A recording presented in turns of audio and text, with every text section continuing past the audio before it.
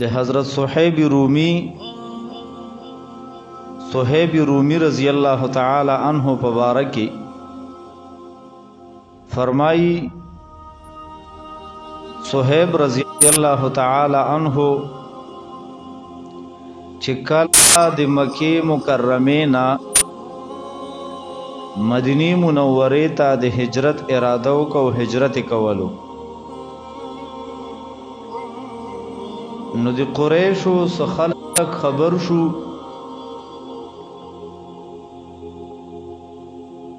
چه صہیب رضی اللہ عنہ ہجرت کوي د مکینا زی مدینی منوری تا نو هغوی ورته لار ونیوله د قریشو د کفارو لار ورته ونیوله مخې ته ورته روتو صہیب رضی اللہ تعالی عنہ نه پرېښود هجرت کولو ته صہیب رضی اللہ تعالی عنہ چې کله داخل کولی دل چې دا خو ماته لار کې راوتل لار راته نیولی ده او لار نه پرېږدي صہیب رضی اللہ تعالی عنہ د خپل سورلی نه رکوز شو او خپل لیندا او خپل ترکش چې کومو تیرونه چې پکې پراتی وي غشي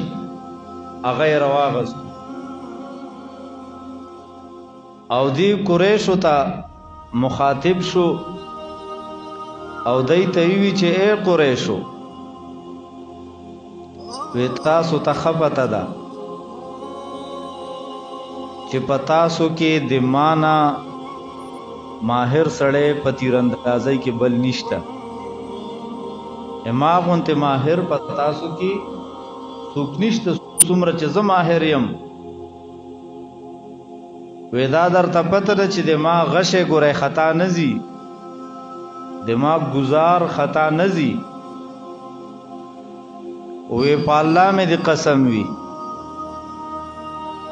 چی ترسو پورے ما سرا دا غشی وی او دا خلاص شوی نوی نو تاسو یوم مالا نزدی نشیرت لے او چی کل غشی خلاص شو نوې دی هغې نه پس بیا توره در پسې راوباسم توره م را سره ده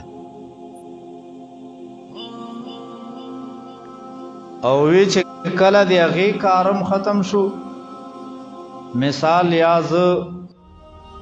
توره ماته شوه وغیره یا زه بیا زخمی شم ولګېدم وی بیا تاسو خوښه ده چې سره سره کوئ خو چې تر څو بدن کی من قوت او طاقت وی غشی نوی خلاص نو نزدې نه شیرت لے او دغه نه پس در پسې تور راو باسم بیا بیا خدا خبره ده او کنه زما مال سره مکار وی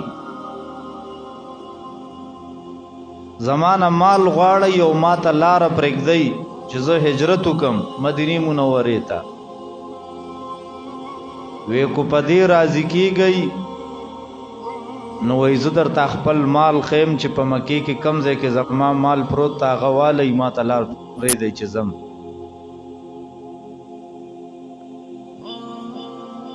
ای پدی باندې راضي شو قریش او صہیب رضی اللہ تعالی عنہ ته لار خالق او عزت تر خپل مال خیا مال د کم ځای کی وي مونږ هغه خلو بس نور ځه نو خپل مال قربان کو ای ورته وښودلو